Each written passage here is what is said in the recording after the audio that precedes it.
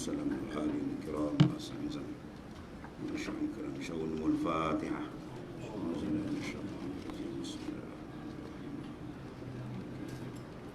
إياك نعبد وإياك نستعين اهدنا الصراط المستقيم غير المغضوب عليهم ولا الضالين.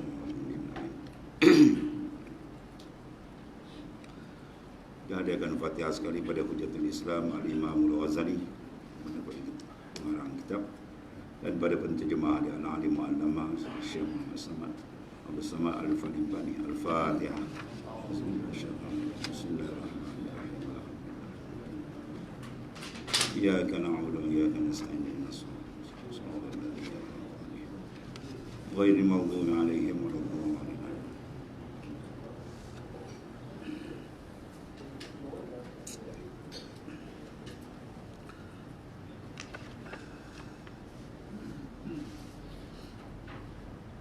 Kasih saudara pengisi masjid, datang puasa, muslimin dan muslimat yang rahmati Allah Subhanahu wa taala. Kitab yang kita jadikan teks kita ialah Mukhtasar bagi Ihya Ulumuddin, yang diikhtisarkan kemudian diterjemahkan oleh Al-Alim Mu'allamah Syekh Abdul Samad Al-Falimbani Qaddasallahu sirrahu. Nama kitab yang nama dia adalah Sayrus Salikin. Bismillahirrahmanirrahim. Wabihi nasta'in. Alhamdulillahi rabbil alamin alladhi waffaqa man arada bihi khaira fi suluki tariqil a'imma sufiyah al-muhaqqiqin wa hadahu ila ma'rifati bi basaril imani wal aiqani wa ala alihi wa ashabihi allazi hum qudwatul arifin wa ala tabi'ihim wa tabi'ihim lahum bi ihsanin ila yaumiddin. Wa ba'du. Fa yaqulu al-faqir al-miskin al-muhtaj ila rahmatir rabbil alamin Abdul Samad al-Jawi al-Falimbani tilmiz al-kutub ar-rabbani wal arif as-samadani Sayyidi Syekh Muhammad ibn Syekh Abdul Karim As-Sammani Al-Madani. Ghafarallahu lahu wa liwalidayhi wa li jami'il muslimin bijahi sayyidina sayyidil anbiya'i wal mursalin wa awliya'illahi salihin. Amin.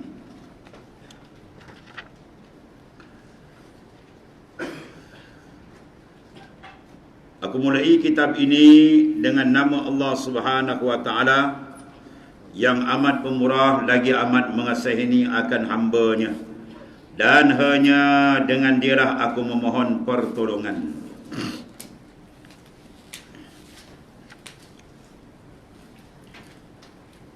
Nama kitab ini ialah Sayrus Salikin, mana perjalanan orang yang berjalan menuju ke hadrat Allah Ta'ala.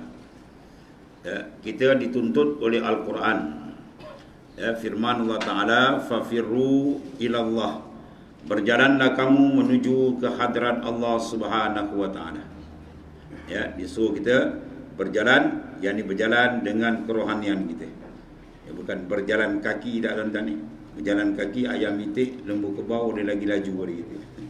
Nak berjalan kerohanian kita, daripada jauh menjadi dekat, daripada kita lalai menjadi jaga, daripada tidak mengenal kepada mengenal, dan seterusnya semakin hampir ke hadirat Allah Subhanahu wa taala. Dan itu dituntut oleh Al-Quranul Karim. Jadi keistimewaan kitab Hujatul Islam Al-Imam Al-Ghazali ini, dia menghimpunkan 3 ilmu. Di awal kitab kita ni ilmu usuluddin, dan di pertengahannya ilmu fiqh, dan di akhirnya ilmu tasawuf. Jadi 3 dia ni. Kalau kitab lain, kalau fiqh daripada awal sampai akhir. Kalau kitab usuluddin, setengah ulama dikadang usul sampai akhir, awal akhir. Oleh kerana memandangkan 3 ilmu ni adalah 3 yang penting, dan inilah intipati Islam, agama kita. Dalam hadis yang sahih, apabila sahabat radhiyallahu anhum bersama dengan Rasulullah sallallahu alaihi wasallam duduk, maka datang seorang lelaki yang rupanya lelaki. ya, menyandarkan, melagakan pa'ansad rukbataihi ila rukbataihi, dia melagakan lutut dia dengan lutut Rasulullah sallallahu alaihi wasallam. Lalu dia bertanya kepada baginda sallallahu alaihi wasallam, "Ya Muhammad, akhbirni anil iman." Ya Muhammad, ceritakan aku apa itu iman. Lalu Rasulullah menjawab, "Al-iman an tu'mina billah wa malaikatihi wa kutubihi ila akhir." Lalu dia menjawab, "Sadaqta, benar engkau." Kemudian dia tanya lagi, "Ya Muhammad, akhbirni anil Islam." Rasulullah menjawab, "Al-Islam an tashhada an la ilaha illallah wa tuqimus shalah ila akhir." Dia jawab, "Sadaqta, benar engkau." Dan dia bertanya kali ketiga, "Ya Muhammad, akhbirni anil ihsan." Ya Muhammad, ceritakan aku apa itu ihsan. Lalu Rasulullah menjawab, "Al-ihsan an ta'budallaha ka'annaka tarah, fa in lam takun tarah fa innahu yarak." Lalu dia menjawab, "Sadaqtah, benar engkau." Dia para sahabat merasa kekaguman dan kekhairanan. Dia yang bertanya dan dia yang membenarkan. Siapa orang ni? Dia lalu malian, setengah ulama mengatakan malian mana 3 hari. Rasulullah SAW, Sina Umar bertemu dengan Nabi SAW. Lalu Rasulullah bertanya, "Ya Umar, kamu tahu tak? Atadri, siapa dia yang datang?" Maka Sina Umar menyatakan, "Allah wa Rasuluhu a'lam." Allah Ta'ala dan Rasulullah lebih mengetahui. Maka Rasulullah menyatakan, "Atakum Jibril yu'allimukum dinakum." Yang datang kepada kamu itu ialah Jibril alaihissalam, ya, mengajarkan kepada kamu agama kamu. Yu'allimukum dinakum, mengajarkan kepada kamu agama kamu. Apa dia agama? Adalah dia al-iman, al-islam, al-ihsan. Daripada al-iman ni ulama mengarang beribu kitab berhubung dengan masalah akidah, ya. Daripada al-islam ulama mengarang beribu kitab berhubung dengan masalah fiqh, usul fiqh, kaedah fiqh, furu' fiqh, macam-macam. Dan daripada al-ihsan ulama mengarang, ya, beribu kitab berhubung dengan masalah al-ihsan, masalah ilmu tasawuf atau ilmu ihsanuddin atau ilmu sir atau ilmu hakikah, macam-macam nama ulama berilah. Yang penting benda tu ada 3 perkara maudhu' itu. Ya, jadi dalam hadis Nabi mengatakan, "Atakum Jibril yu'allimukum dinakum."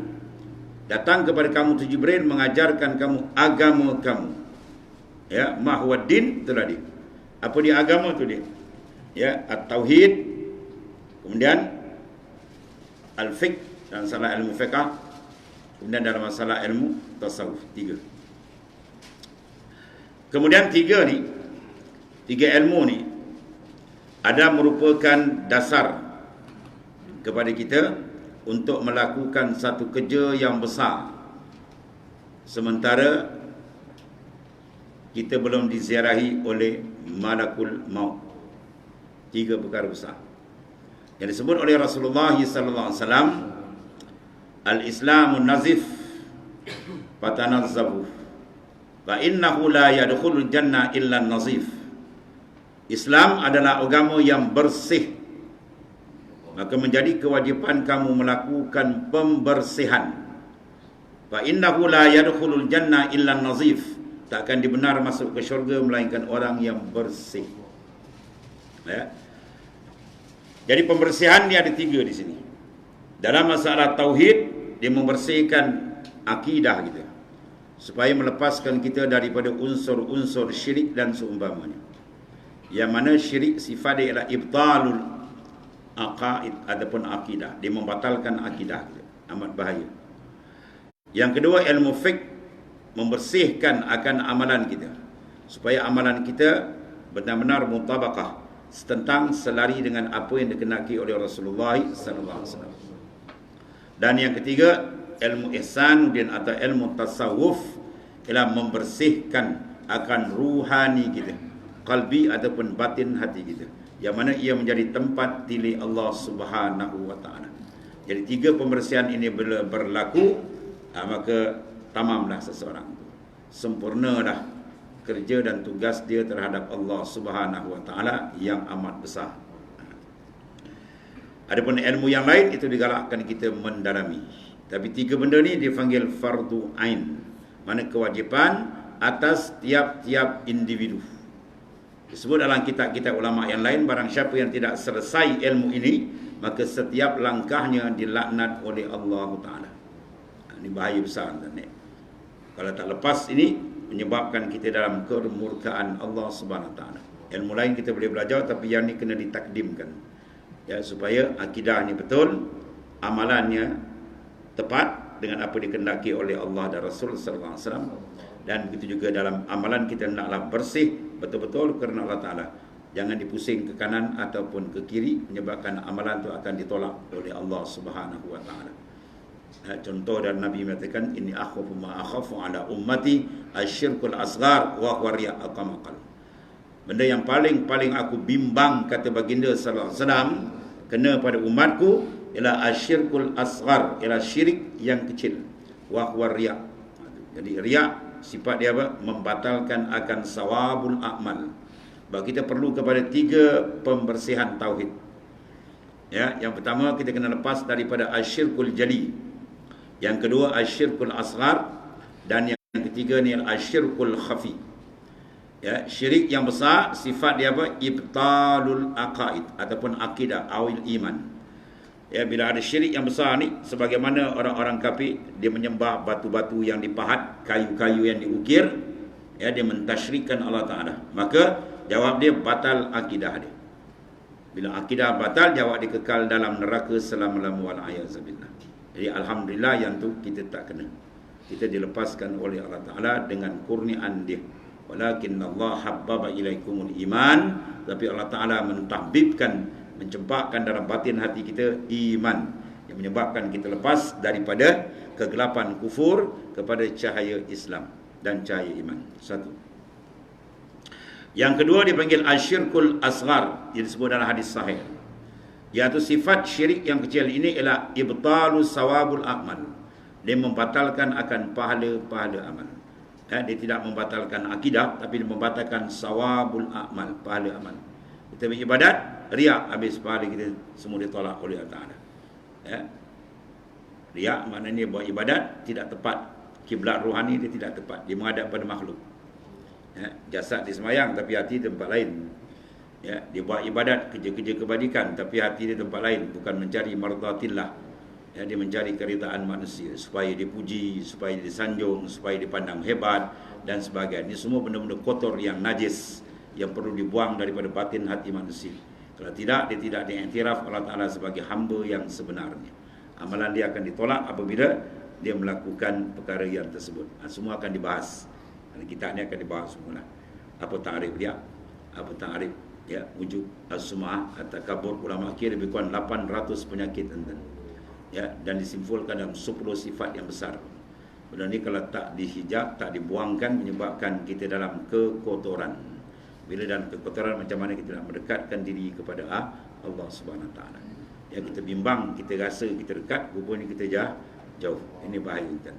Dalam hikam Ibn Atta' dia kata, ilahi man kanat mahasinuhu masawi fa kaifa la takunu masawihi masawi.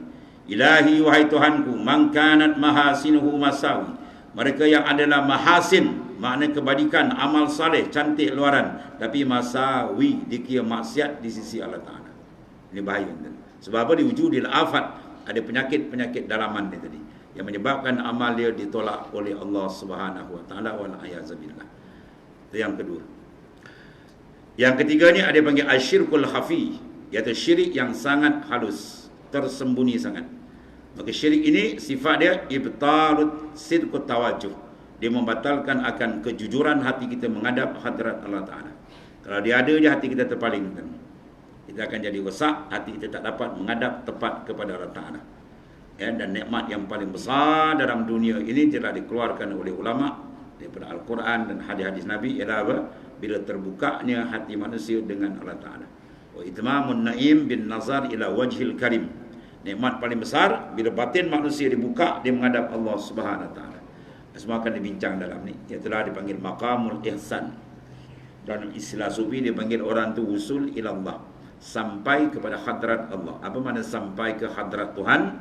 Iaitu dimasuk dalam maqamul ihsan, iaitu disebut oleh Nabi tadi, anta budallaha ka'annaka tara fa in lam takun tara fa innahu yara.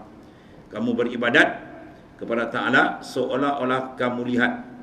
Ya, seolah-olah kamu lihat, bukan boleh lihat. Sebab kita atas dunia tak boleh lihat dengan mata kepala. Firman Allah Ta'ala, la tudrikul absar wa huwa yudrikul absar wa huwa latiful khabir. Kamu tak dapat melihat Allah di dunia ini dengan mata kepala kita, sebaliknya Tuhan yang melihat kita. Iaitu ayat 103 dari surah Al-An'am. Adapun melihat dengan mata dalam dipanggil dengan ruhani. Ya, itu dipanggil muraqabah ataupun musyahadah. Ini dua peringkat disebut dalam hadis Rasulullah sallallahu alaihi wasallam. Dan ini nikmat yang paling besar. Kita minta Allah Taala bukakan, dia terbuka ini, dia punya kenikmatan, dia punya kelazatan, masya-Allah. Cukup hebat. Yang ini dicari oleh orang-orang saleh untuk mendekatkan diri kepada Allah Taala. Rahsia kemanisan ibadat dia duduk sini, tuan-tuan. Ya, rahsia kemanisan ibadat, kenikmatan ibadat di sini duduk. Bila terbuka. Kalau tidak, kita ibadat terawang-awang. Ya, terawang-awang. Seolah-olah tidak ada fokus yang tepat. Habis itu. Atau intifati kitab ni dipanggil 3 perkara akan disebut. Kemudian alhamdulillahi rabbil alamin allazi waffaqa man arada bihi khaira fi suluki tariqil a'immatis sufiyah al-muhaqqiqin. Dan segala puji bagi Tuhan sekalian alam yang memberi taufik akan seorang yang menghendaki dia dengan dia kebaikan pada menjalani akan jalan segala imam ahli sufi yang muhaqqiqin.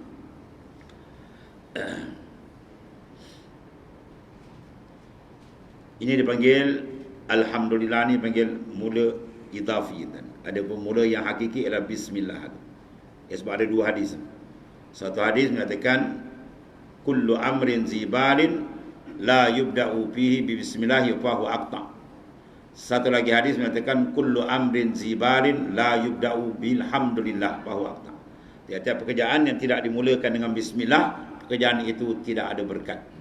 Dan satu lagi hadis, tiap pekerjaan yang tak dimulakan dengan alhamdulillah pun tak ada berkat. Jadi mana satu nak mula 2 ni. Maka mula dengan bismillah, dia kata mula hakiki. Mula dengan alhamdulillah, itu mula idafi. Ya. Jadi tiap-tiap perkara yang tidak dimulakan dengan bismillahirrahmanirrahim, maka hukum dia adalah qalilul barakah ataupun tak ada keberkatan, kurang ataupun tak ada keberkatan. Itu di antara perkara besar. Dalam tiap-tiap perkara disuruh kita menyebut dan mengingati akan Allah Subhanahu wa taala. Jadi dalam bismillah tu Allah tu dipanggil ismul zatil wajib wujud. Nama bagi zat yang wajib adanya. Adapun Ar-Rahman dengan Ar-Rahim itu nama bagi sifat. Nama bagi sifat Allah Taala. Ar-Rahman dengan mana Al-Mun'im bijarail ni'am. Ar-Rahim dengan makna Al-Mun'im bidaqaiqiha. Ar-Rahman dengan makna apa? Tuhan yang memberikan nikmat yang kasar-kasar. Adapun lafaz Ar-Rahman, lafaz dia khusus, makna dia am.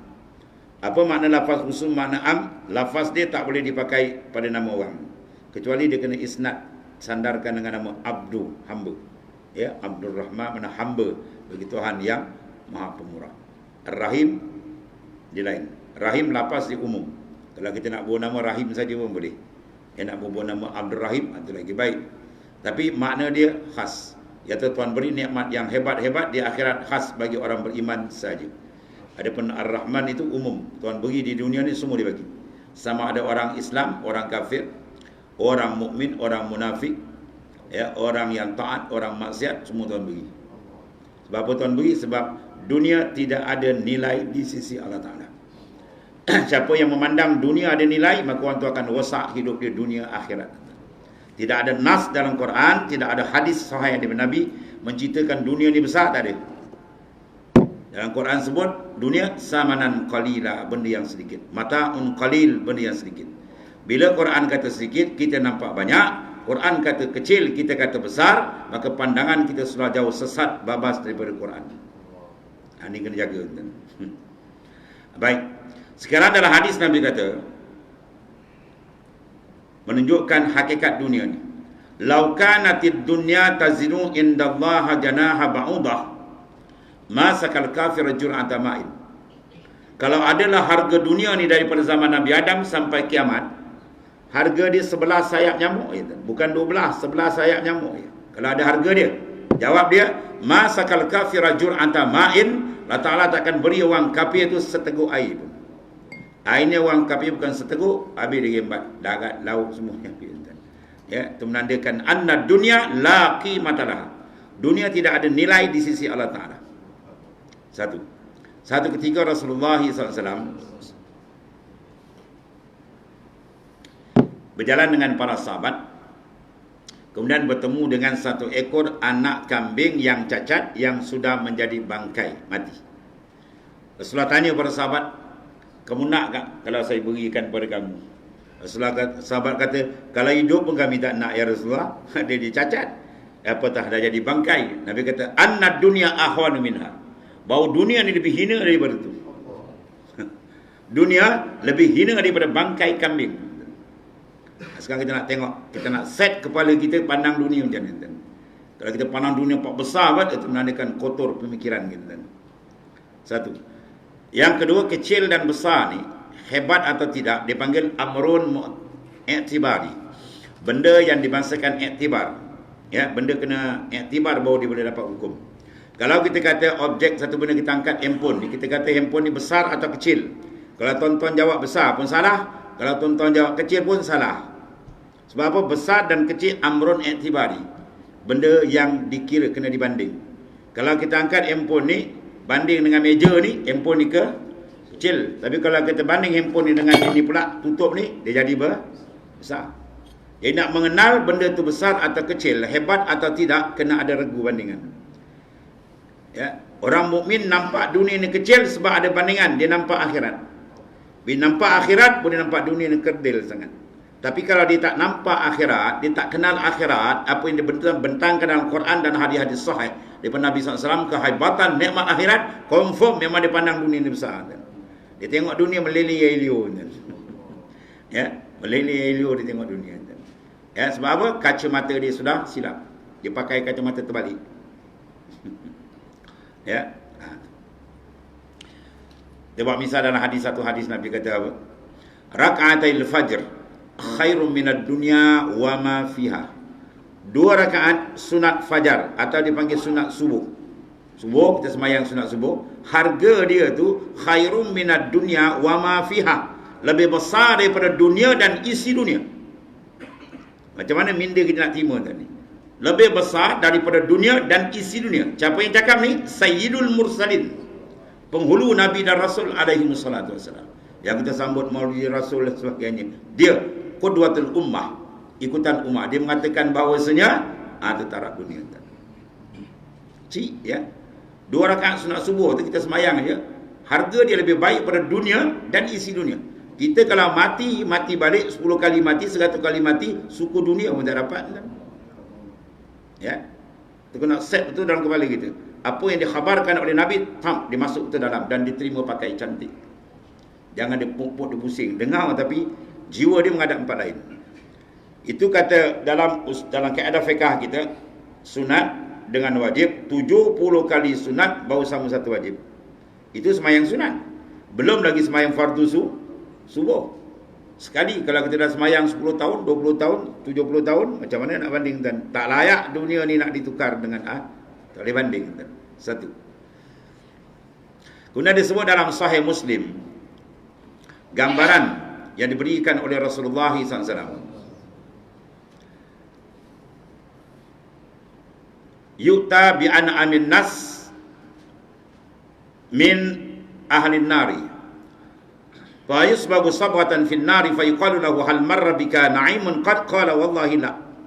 Wa yu'ta bi ashaddin nasi bu'san min ahlil jannah. Fa yusbagu sabratan fil jannah fa yuqalu lahu hal marra bika shiddatun qad qala wallahi la. Rawahul Muslim. Dalam Sahih Muslim disebut di akhirat besok Allah Ta'ala datangkan bandingan yu'ta bi an'amin nas, didatangkan dengan orang yang paling kaya, paling hebat, jutawan tercapai dia, wallahu alam. Tapi malangnya dia gagal mengurus nikmat sehingga dia disenaraikan min ahli nar, daripada ahli neraka. Kemudian dicelupkan dia. Kalau kita ditayangkan sikitlah dengan neraka, kemudian ditanya, hal marra bika na'imun qad? Pernahkah kamu merasa barang sedikit nikmat?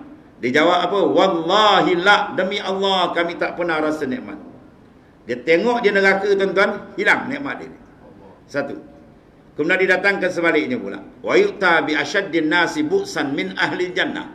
Didatangkan orang yang paling menderita daripada zaman Nabi Adam sampai kiamat, dia lah paling susah. Kalau Melayu kita panggil kais pagi makan pagi, kais petang makan petang. Tapi alhamdulillah dia sabar, dia taat sehingga disenaraikan min ahli jannah, daripada ahli syurga.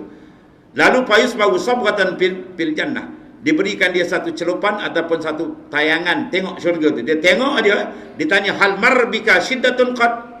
Adakah pernah kamu sebelum ni susah barang sedikit? Dia kata wallahi la, saya tak pernah susah. Faham tu tuan-tuan ni?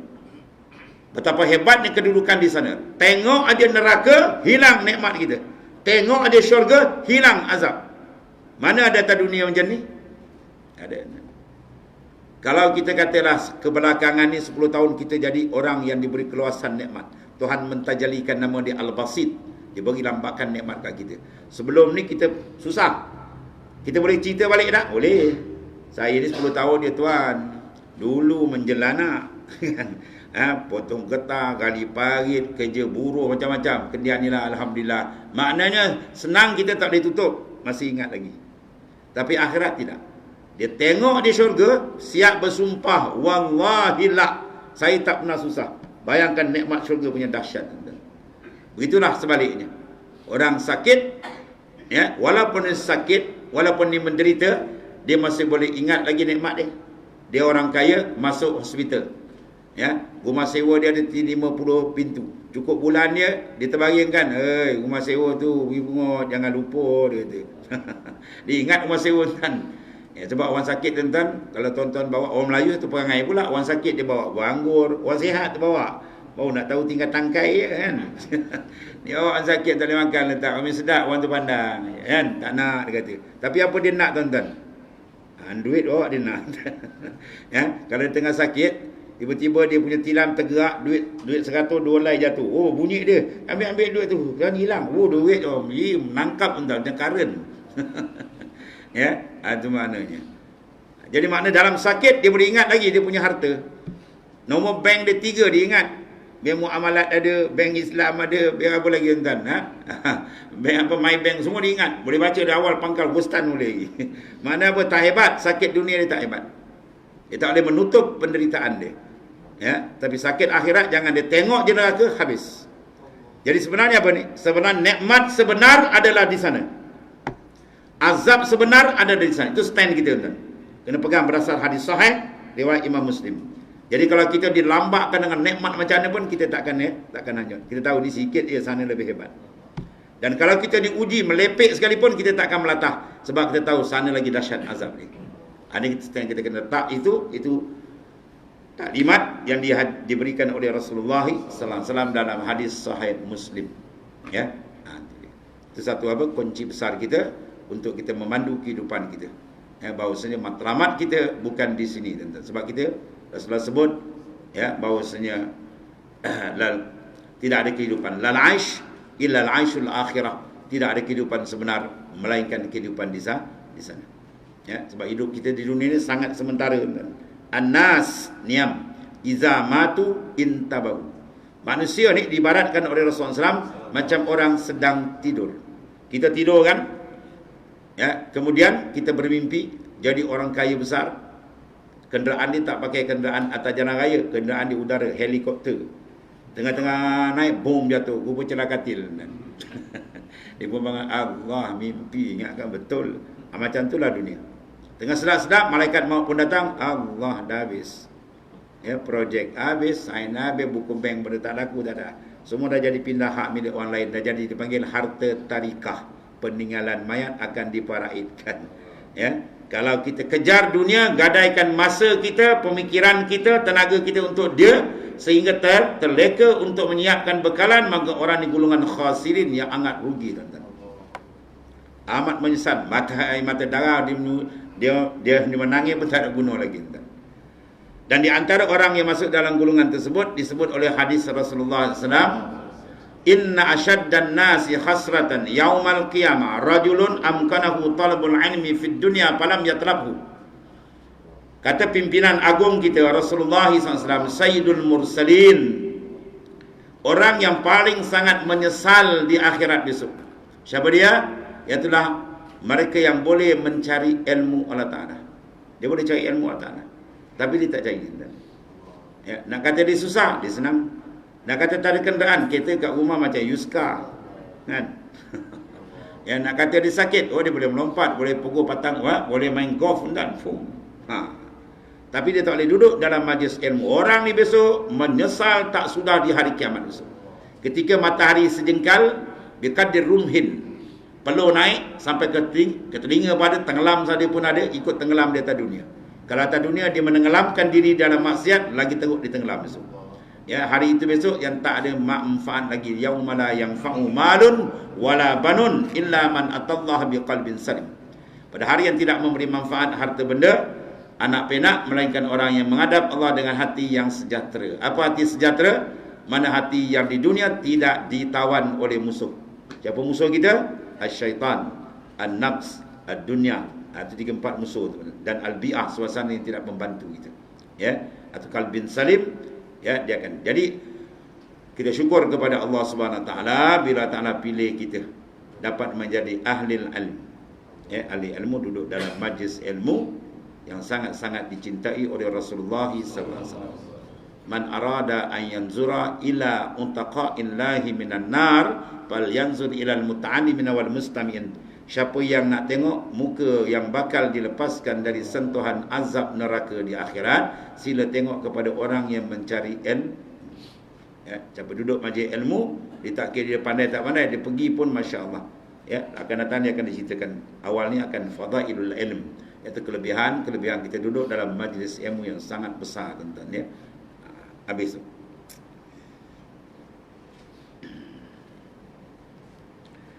Unan wahadahu ila ma'rifati bi basaril imani wal aiqan, dan memberi petunjuk ia Allah Ta'ala akan dia kepada mengenal dengan penglihatan iman dan yakin.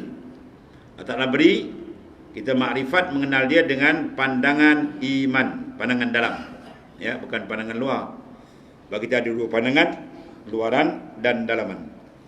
Jadi kita kena memandang, kena cara yang betul.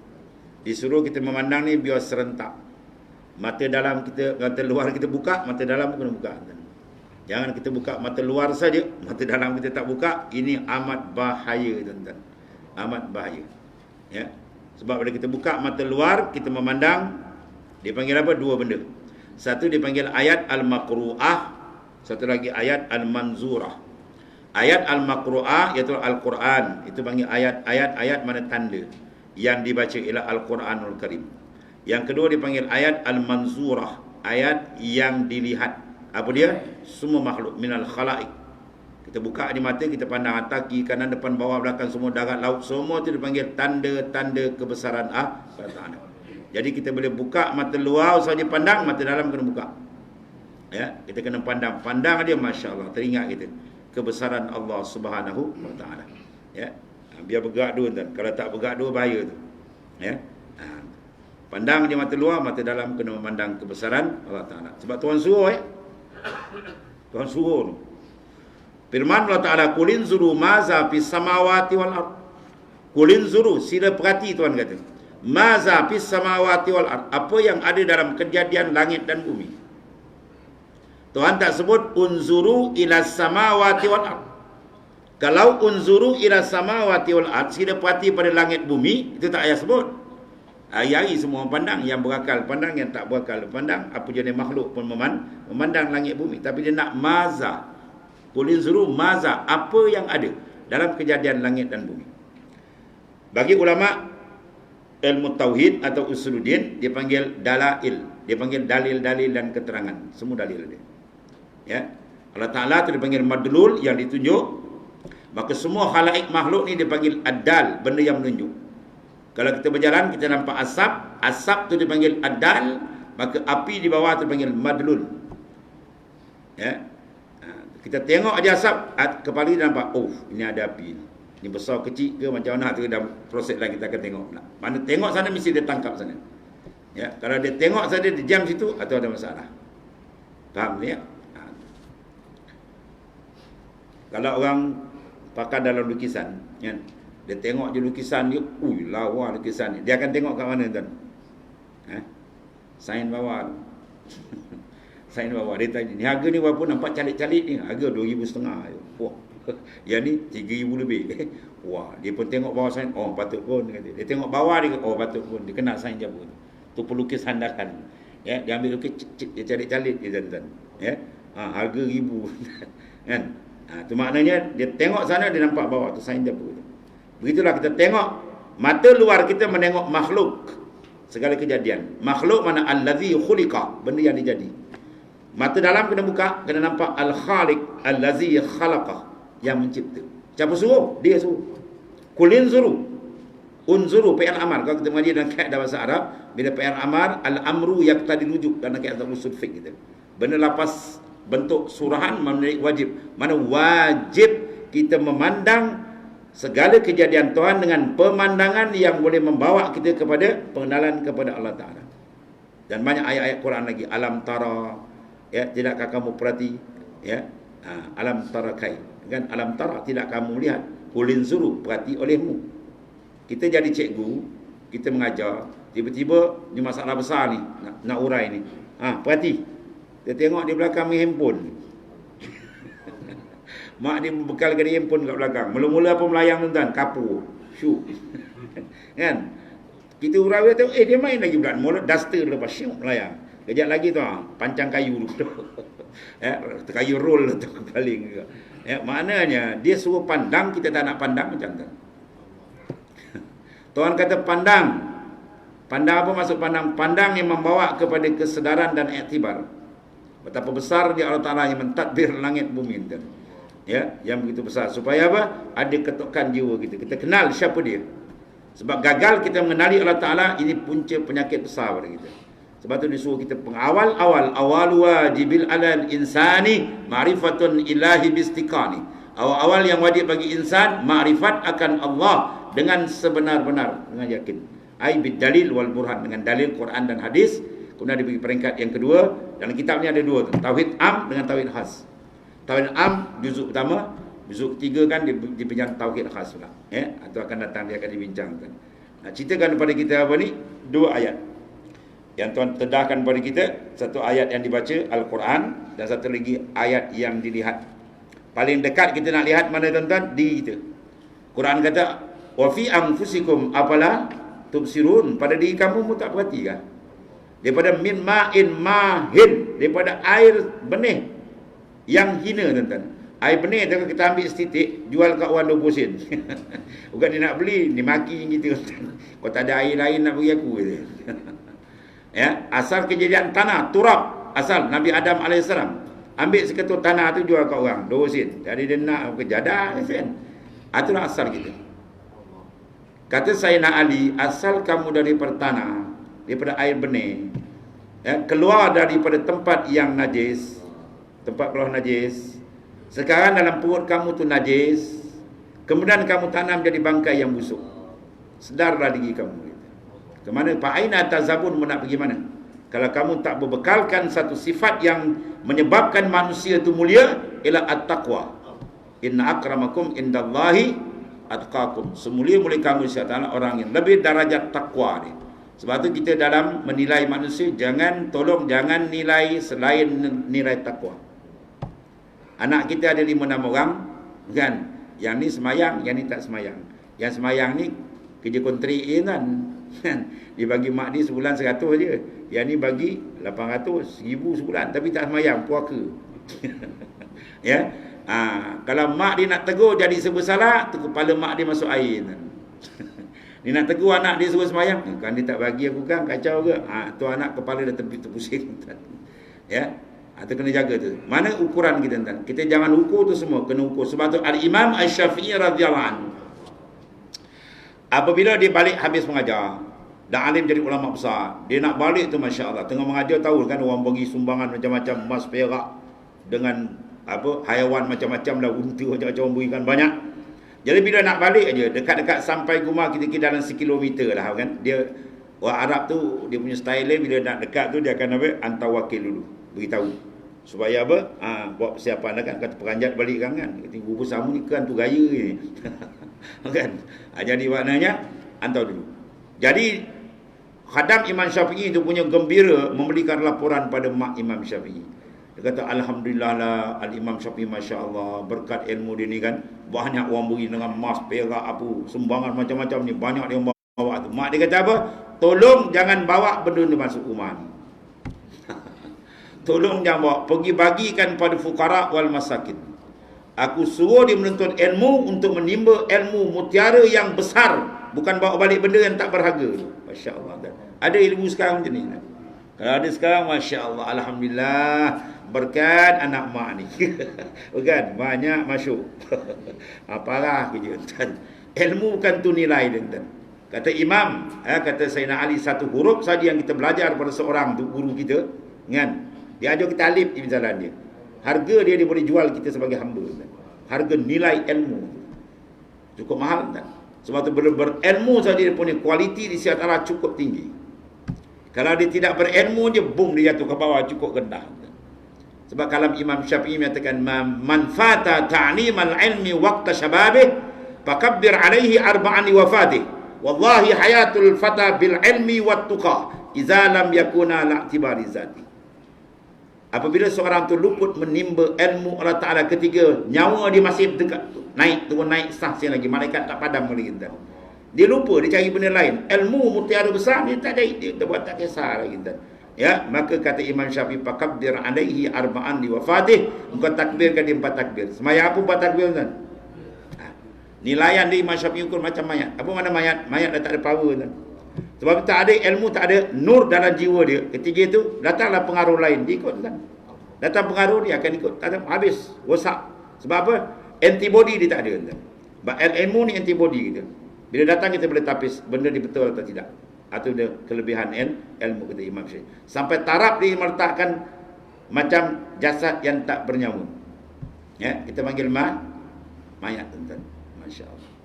Dan dia bersumpah, wallahi hayatul fata bil ilmi wat tuqa, demi Allah hidupnya pemuda tu dengan ilmu dan bertakwa. Iza lam yakuna, bila dua ni tak ada, la tibali zati, tak ada harga lah dia. Ya, jadi kalau kita sayangkan sahabat kita sayangkan ya kita punya keluarga, kita sayangkan anak bini kita, sila beri dia mutiara. Ya, mutiara yang diletakkan dalam Al-Quran yang paling tinggi sekali ialah al-ilm. Ya, sebab tu man arada dunya fa alaihi bil ilm, man arada al-akhirah fa alaihi bil ilm, wa man arada huma fa alaihi bil ilm. Siapa nakkan dunia pun kena ada ilmu, siapa nakkan akhirat pun ada ilmu, siapa nakkan kedua pun ada ilmu. Jadi kita pertama, mudah-mudahan Tuhan menambahkan lagi nikmat kita dengan apa? Syukur. La in syakartum la azidan. Kamu syukur, aku tambah, kata Ta'ala. Jadi syukur datang daripada dalam batin hati kita. Kita rasa alhamdulillah, syukur Allah Ta'ala beri kita hidayat. Bukan pandai kita kan, bukan kuat kita. Anak semangat kuat boleh mengajar, mana kita, jangan, bukan kita punya. Kita boleh belajar, bukan kita pandai kita. Kita boleh mengajar, bukan pandai kita. Semua kurnia daripada ya, walakin Allah Ta'ala sajalah ya, yang memberikan benda, yang mentahbibkan perasaan-perasaan sedemikian ialah kurnia daripada Allah Ta'ala. Kemudian wassalatu wassalamu ala Sayyidina Muhammadin Sayyidil Anbiya'i wal Mursalin. Dan rahmat Allah Ta'ala dan salamnya atas penghulu kita Nabi besar kita Muhammad sallallahu alaihi wasallam, penghulu segala Nabi dan segala Rasul. Itulah makam yang paling tinggi yang ada pada Rasulullah. Laula kama kanatil aflaq, kalau tidak kena engkau ya Muhammad, aku tak jadikan langit dan bumi. Itulah maknanya kehebatan, ketinggian Rasulullah SAW. Kemuliaan Rasulullah SAW ni bukan lahir kan? Sebelum lagi dah. Ketika Nabi Adam lihat di pintu syurga terpampang nama la ilaha illallah Muhammadur Rasul. Ini nama siapa ni ya Allah yang kau gandingkan nama kau? Itulah nama kekasihku Habibullah Rasulullah sallallahu alaihi wasallam. Ya. Batu Nabi Adam alaihissalam bila tersilap termakan buah larangan tu, maka dia bertawasul. Nabi Adam bertawasul dengan Nabi besar kita Muhammad sallallahu alaihi wasallam. Fatawassala Adamu min zambihi faqad ihtada man yaqtadi bi abihi. Fatawassala Adamu min zambihi, Nabi Adam mohon keampunan dengan bertawasul dengan keberkatan kekasihmu, itu Rasulullah. Kita selalu berdoakan bijahin Nabi sallallahu alaihi wasallam. Itu di antaranya. Ya. Bertawasul dengan keberkatan ketinggian martabat Rasulullah sallallahu alaihi wasallam. Faqad ihtada man yaqtadi bi abihi, maka dapat hidayat orang yang mengikut akan datuk dia. Siapa dia? Adam alaihissalam. Nabi Adam bertawasul kepada baginda sallallahu alaihi wasallam. Siapa kita? Ya, itu maknanya. Kita menggunakan apa? Recommend daripada baginda sallallahu alaihi wasallam. Itu banyaklah berselawat di sana. Man shalla alaihi marra sallallahu alaihi asyra. Dia berselawat sekali je, maka Allah Taala akan berikan 10 selawat. Selawat dari Allah makna rahmat. Ada 3 makna selawat ya. Dari Allah rahmat, daripada malaikat berselawat kepada orang yang mencari ilmu, hatta hitana fil bihar, sehingga ikan di laut pun berselawat. Apa makna selawat dia? Istighfar. Adapun selawat kita kepada Rasulullah SAW itu doa untuk mengangkat lagi martabat ketinggian Rasulullah sallallahu alaihi wasallam. Jadi kita selawat sekali je kepada baginda sallallahu alaihi wasallam, ya, Allah Taala bagi kita 10 selawat dan 10 rahmat. Satu rahmat tu harga dia khairum minad dunya wa ma fiha. Lebih besar daripada dunia dan isi dunia. Sebab kita main dengan Malikul Muluk, raja segala raja tuan-tuan, dia tak beri sikit-sikit tuan. Dia tak beri sikit-sikit tadi, dia beri besar-besar. Sebab dunia bukan tempat nak balas tuan-tuan. Tak terbalas tuan-tuan. Tak muat dunia ni kalau nak balas. Sebab tu kehidupan al-hayat ba'dal mamat mimma la yudrikul akal. Kehidupan selepas kematian ni nikmat sana, akal jam tak boleh fikir tuan. Tak boleh fikir, tak boleh masuk. Kaibatan ni. Sebagaimana ulama menyatakan bandingan alam rahim ibu dengan alam dunia ni. Kalau kita dalam rahim ibu, orang cerita kat kita ada satu alam nama dia dunia. Ada gunung ganang, ada langit, ada lautan, pokok ni, ada musangking ada. Kita dalam pun ni apa benda alam ni kan. Diingat dalam rahim ibu lah paling besar, tak ada lagi dah. Bila keluar daripada dunia pun terperanjat, ini rupa alam dunia. Begitulah besok alam akhirat. Lebih luas lagi, lebih besar lagi. Itu semua dalam kuasa Allah SWT. Sebagaimana orang dalam rahim ibu tak termasuk akal yang nak mikirkan alam besar dunia ni kan. Begitulah kita mana. Tak boleh nak tertangkap akal kita. Sebab akal kita ni ada benda dia boleh fikir dan banyak benda yang tak mampu fikir. Dia mesti dibantu dan disuruh dengan syariat daripada Allah SWT. Mana panduan daripada antara itu Alkitab wa Sunnah. Bahawa dia akan selamat, bahawa dia akan nampak, ya. Kunanu ala alihi wa ashabi alladhi humul qudwatul arifin, dan atas keluarga Nabi SAW, Bani Hashim dan Bani Muttalib, itu keluarga baginda SAW, dan segala sahabatnya. Ashabikan nujum bi'ai muqtadaitum ihtadaitum, sahabatku seperti bintang di langit, yang mana kita ambil nasihat, kita dapat petunjuk daripada Allah Ta'ala, ya. Dan ala mereka itu ikutan segala arifin, ya. Sebagai arifin mana orang yang arif benar-benar dengan Allah Subhanahu wa Ta'ala. Jadi maknanya sahabat adalah orang yang duduk di bawah dagu Rasulullah SAW, yang melihat sendiri af'al perbuatan Rasulullah SAW, akwal segala ucapan baginda SAW, yang melihat ahwal kelakuan akhlak kerohanian baginda SAW. Sahabat ni orang yang hebat tuan-tuan ni, orang yang hebat. Mana ambil satu mana pun Rasulullah kata kau dapat petunjuk daripada Allah Ta'ala. Sebab mereka ni orang-orang yang dipilih oleh Allah Ta'ala, bukan calang-calang tadi. Kalau kita duduk zaman Nabi menyusahkan Nabi ke saya?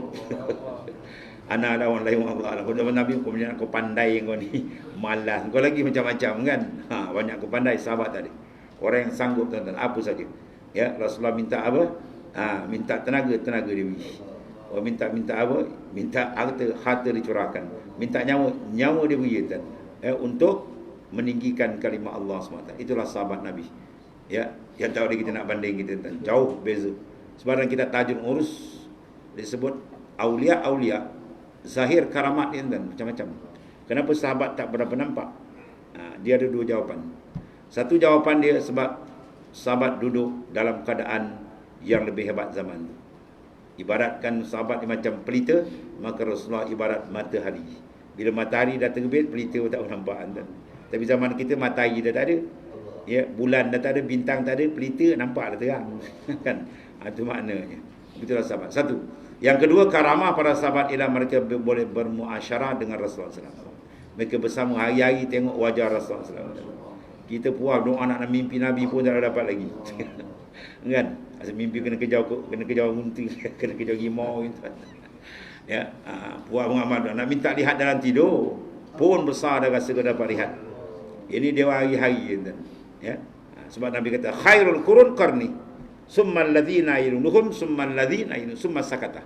Sebaik-baik kurun ialah kurunku, kata Rasulullah SAW. Kemudian kurun yang mengelilingi kurunku, kurun sahabat. Kemudian kurun yang sahabat, kurun tabi'in yang ada dalam imam-imam mazhab. Kemudian summa sakata, kami Nabi diam. Kurun kita ni Nabi tak yamin dan. Semua Nabi tinggal pesan dua perkara je. Taraktu fikum amrain lan tadillu ba'di in tamassaktum bihima kitab Allah wa sunnata rasuli aw kama qala. Aku tinggalkan kamu dua peninggalan, mu pegang dua ni, confirm kamu selamat. Al-Quran dan sunnah Rasulullah. Persoalan ni nak pegangnya kan. Ambil Quran pegang tangan kanan, ambil hadis pegang tangan kiri, macam tu. Pegang sampai kiamat, macam tu. Berpegang dengan tamasuk. Tamasuk mana kita berpegang sungguh, beramal. Bila nak beramal, apa yang di dalam Quran? Siapa nak keluarkan? Itu perlu kepada para ulama. Sebab Quran dah angkat dulu dah. Innama yakhshallahu min ibadihil ulama. Dalam hadis Nabi kata al ulama warasatul anbiya. Dia tolong pegang. Kau suruh kita keluar apa nak kita keluar kan? Kau suruh bagi nak baca lagi, nak terang, tak bukan kerja kita tuan. Sebab itulah makna kita perlu kepada mereka tadi. Ini di antara apa? Zaman yang tidak ada lagi orang hebat-hebat tuan-tuan ni. Kita kena pegang dua perkara ni, insya-Allah kita akan selamat. Zaman kita ni dalam hadis Nabi ceritakan keadaan akhir zaman ni, kerosakan berlaku. Sahabat yang hebat-hebat tu minta Rasulullah doakan, janganlah kami bertembung zaman tu. Sahabat yang iman dia hebat-hebat tak sanggup duduk zaman kita tuan. Tiba-tiba kita ni pula duduk zaman ni. Yang kita ni tahu je lah. Serba lemah. Maka kalau kita tak betul-betul berpegang dengan peninggalan Rasulullah SAW, maka maknanya bahaya besar kepada kita. Jadi alhamdulillah, bila Allah Ta'ala mendaki seorang jadi baik, di antara dia dibukakan kita jalan tamasuk. Man tamassaka bi sunnati dakhala jannah, siapa berpegang teguh dengan sunnahku, jaminan syurga dia. Iaitu apa? Al-ilmu. Ilmu merupakan satu perkara yang amat penting. Sebab Rasulullah suruh dalam hadis dia akhir satu lagi, iza aradallahu bi'abdi khairan faqahahu fid din.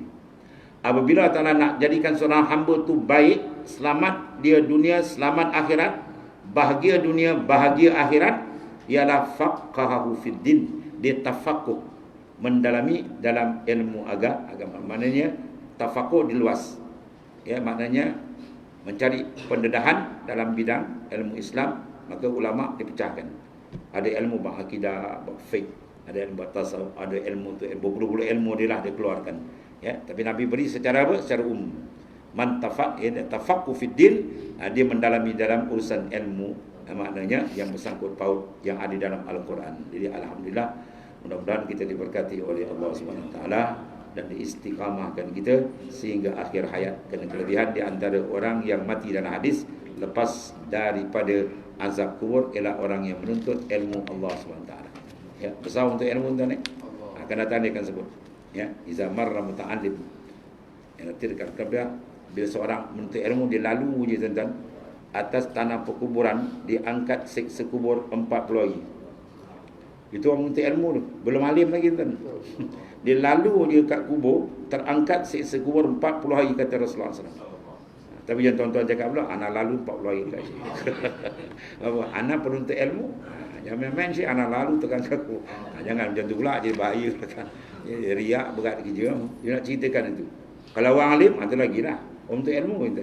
Sebab tu, untuk tua kita dia cerdik. Dia sanggup beli tanah dekat kubur tu untuk buat kubur ibu bapa dia. Sebab apa? Kubur masjid tempat penyebaran penuntut ilmu dahulu, orang yang pakai ilmu dahulu hari-hari. Jadi dia lalu dia tuan, keberkatan dia banyak ada. Apatah lagi kalau dihadiahkan bacaan dan sebagainya. Itu nak cerita apa tu? Kelebihan ilmu.